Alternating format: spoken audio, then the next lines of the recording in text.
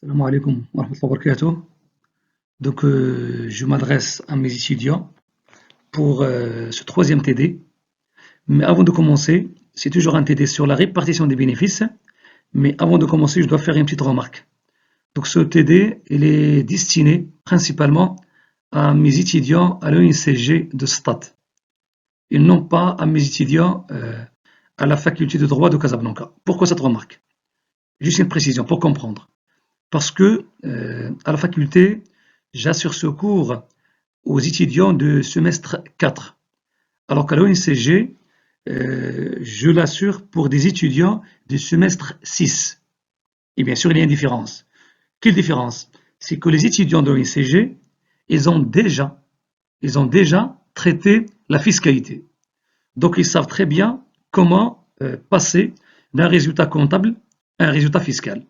Par contre, nos étudiants de la faculté, ils n'ont pas encore traité la fiscalité. La fiscalité est traitée dans notre université au semestre 5, c'est-à-dire qu'ils vont traiter la fiscalité l'année prochaine, Inch'Allah. Voici pourquoi, dans ce TD-là, on entame la méthode de calcul de résultat fiscal, c'est-à-dire comment passer d'un résultat comptable à un résultat fiscal pour calculer l'IS. Bien sûr, d'une façon brève. Ce n'est pas bien détaillé, mais juste pour comprendre le mécanisme. Pour savoir que même au niveau de votre CPC de compta général, normalement, dans le CPC, on dégage un résultat avant impôt, ensuite moins l'impôt, ce que donne le résultat net, ou bien ce qu'on appelle le résultat après impôt. Voilà. Pourquoi cette remarque? Pour ne pas avoir cette confusion. Donc, encore une fois, mes étudiants à la faculté des sciences juridiques, économiques et sociales de Casablanca ne sont pas concernés par ce cas-là, ce cas numéro 5. Mais bien sûr, ils peuvent toujours suivre et prendre, un plus. Donc, je commence à analyser les données, les énoncés du cas numéro 5. Donc, vous avez ici, comme quoi les états de synthèse de la société Nadine SA au 31/12/2019, ils fournissent les informations suivantes. Capital social, la valeur nominale de l'action, bien sûr capital social libéré seulement de moitié, vous comprenez maintenant pourquoi. On va appliquer cette règle au niveau des premiers dividendes. Ensuite, valeur nominale 1000 dirhams, c'est la valeur de l'action.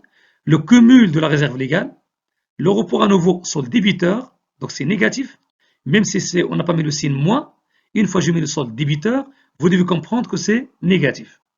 Donc parfois, on met le montant positif et on précise que le solde est débiteur, et parfois on ne dit rien pour le solde, mais on vous dit moins 62 000. Donc ici, c'est un report négatif. Ensuite, le résultat avant impôt, c'est le résultat comptable donné par le CPC. Ensuite, vous avez les réintégrations extra-comptables. Bien sûr, au niveau de la fiscalité, les réintégrations présentent généralement, ils mentionnent les charges qui sont déjà comptabilisées, mais qui ne sont pas admises fiscalement. C'est ce qu'on appelait fiscalement les charges non déductibles, les charges non admises fiscalement.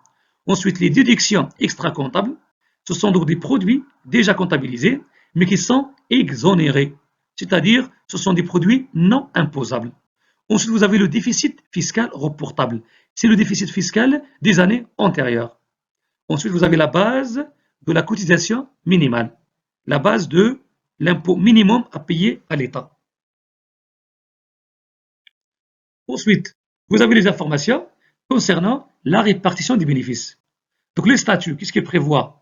Une affectation à la réserve légale, d'après la loi, c'est-à-dire 5% du bénéfice, la limite 10% du capital. Ensuite, un premier dividende au taux de 5%. Ensuite, une réserve statutaire de 20% des résultats nets. D'accord? Ensuite, une affectation à la réserve facultative et au superdividende suivant la décision de l'Assemblée générale des actionnaires, l'AGO. Maintenant, l'AGO, qui est réunie le 28 juin 2020, il a décidé d'affecter une dotation de 70 000 pour la réserve facultative et un superdividende de 40 dirhams par action. Ensuite, vous avez le barème de l'IS applicable à partir du 1er janvier 2020. Donc ça, c'est le barème actuel. Donc l'année dernière, avec mes étudiants au niveau de la fiscalité, ce n'est pas ce barème qu'on a appliqué. C'était le barème de 2019. Ça, c'est le barème actuel, le barème d'aujourd'hui. Voilà, vous avez le montant du bénéfice fiscal, le taux et le montant à déduire. Bien sûr, le montant à déduire pour dégager rapidement le montant de l'IS à payer. Ensuite, vous avez le taux de la cotisation minimale. Le taux de la cotisation. Attention aussi, là aussi, c'est un taux de 0,5%. L'année dernière, on a appliqué 0,75%. C'est aussi le taux applicable à partir du 1er janvier 2020. 1er janvier 2020. Donc, c'est un barème et un taux actualisé. Ensuite, le travail à faire, regardez. Première question, on vous demande le résultat fiscal de l'exercice 2019. Ensuite, l'IS dû, toujours de l'exercice 2019. Ensuite, le résultat net. Voilà. Le résultat net, bien sûr, comptable, de l'exercice 2019. Ensuite, on vous demande d'établir le tableau de répartition, la TPA, et bien sûr, passer au journal les écritures nécessaires. Je passe à la correction. La question numéro 1, résultat fiscal, voici la formule. Le résultat fiscal, c'est le résultat comptable, plus les réintégrations, c'est-à-dire les charges non déductibles, moins les déductions, c'est-à-dire les produits exonérés, les produits non imposables, moins déficit fiscal reportable.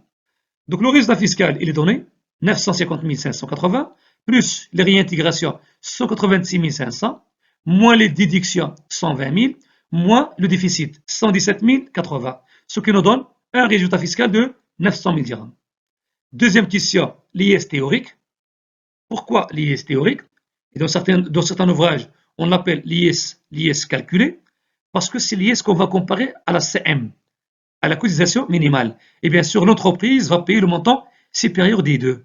Donc l'IS théorique, c'est le résultat fiscal, 900 000, fois le taux, 20% d'après le barème, parce que 900 000, c'est entre 300 000 et 1 million. Donc, j'applique 20%, moins les 30 000. Devient 30 000, c'est la somme à déduire. Regardez votre barème. Ça donne un montant de 150 000 dirhams. Ça, c'est le montant de l'IS théorique. La CM, la cotisation minimale, il est égal, la base de la cotisation minimale, il est donné, fois 0,5%, c'est le taux actuel, ce qui donne une cotisation de 18 290. Bien sûr, lorsqu'on compare l'IS théorique avec la CM, bien sûr, ça se voit que le montant de l'IS théorique qui est supérieur à la CM. Voilà, l'IS théorique supérieur à la CM, ce qui implique que l'IS dû. Maintenant, on va dire l'IS dû. On ne va pas dire ni IS théorique ni CM. On va l'appeler l'IS dû. Il est égal l'IS théorique, il est égal 150 000. Voici donc le montant que l'entreprise doit au fisc. Troisième question, on vous demande de calculer le résultat net qu'on va répartir par la suite. Donc ça, c'est pour vous montrer la relation entre le résultat avant impôt et le résultat après impôt. Le résultat net, c'est le résultat avant impôt. C'est ce résultat comptable, ici, d'accord, moins l'impôt. C'est quoi l'impôt? C'est l'IS dû, c'est-à-dire les 150 000 qu'on a calculés. Donc résultat net, il est égal 950 580 moins 150 000. C'est le résultat avant impôt moins l'impôt. Ça donne un résultat net de 800 580. À partir de là, on va commencer nos travaux normalement pour faire la répartition des bénéfices. Question 4, tableau de répartition. Voilà, je prends le bénéfice 800 580, je retranche moins 62 000 parce que c'est un report à nouveau solde débiteur. C'est un report à nouveau, attention, solde débiteur. Je vais rectifier. Voilà. Donc, c'est un report à nouveau et c'est noté dans les énoncés que c'est un report à nouveau avec un solde débiteur. Un solde débiteur, donc on retranche le solde débiteur. Moins 62 000, ça donne le premier solde. Ensuite, la réserve légale. Premièrement, je calcule la limite. Ça donne le capital, 3 200 000 fois 10%. La limite donc, 320 000. 320 000 moins, donc 320 000 à la limite, moins le cumul de la réserve et les données dans les énoncés. Le cumul de la réserve légale est de 260 800. Donc il reste combien pour atteindre la limite? Il reste 59 200 pour atteindre la limite. Combien donc la réserve légale pour cette année-là, 2019? C'est le bénéfice distribuable fois 5% égale 36 929. 36 929, il est inférieur à 59 200. Donc je peux prendre les 36 929 parce qu'on n'a pas encore atteint la limite. Donc ici je retranche 36 929. D'accord?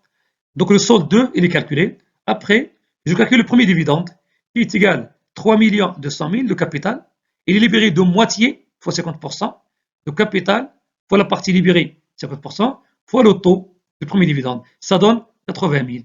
Moins 80 000, ça fait 621 651. C'est le solde numéro 3. Ensuite, la réserve statutaire, c'est noté que d'après les statuts, on applique 20% sur le résultat net, c'est-à-dire le bénéfice distribuable. Ça donne 147 716, ce qui donne un solde numéro 4. Ensuite, réserve facultative, le montant est donné, moins 70 000, ce qui donne le solde numéro 5. Ensuite, le superdividende, il est donné dans les énoncés, d'après la JO, il est de 40 dirhams. Donc 40 dirhams multiplié par nombre d'actions, 3200. C'est-à-dire le capital, 3 200 000 divisé par la valeur nominale qui est de 1000 dirhams. Donc 3 200 000 divisé par 1000, la valeur de l'action, ça donne 3200 fois 40 dirhams. Ça donne 128 000, c'est le montant de superdividende. Bien sûr, on retranche le solde 5 de superdividende, vous avez le montant de report à nouveau. Et je passe calcul de la TPA, comme d'habitude, et l'enregistrement. Bien sûr, pour l'enregistrement, je débite résultat net, c'est le résultat qu'on va affecter. Ensuite, le report à nouveau, solde débiteur, comme tout à l'heure, on le crédite pour solder, parce qu'il a été déjà débité, et je crédite l'ensemble des comptes, réserve légale, facultative, statutaire, bien sûr, associé dividende à payer avec le net et le montant de la TPA. Et bien sûr, le report à nouveau. Tout à l'heure, j'ai fait la remarque, c'est toujours la même remarque. Pour vérifier que vos calculs sont justes, vous faites total de crédit, est-ce qu'il est égal total de débit? La partie est double. Et vous retrouverez que la somme débit égale la somme crédit. Très bien. Bon courage et à la prochaine fois.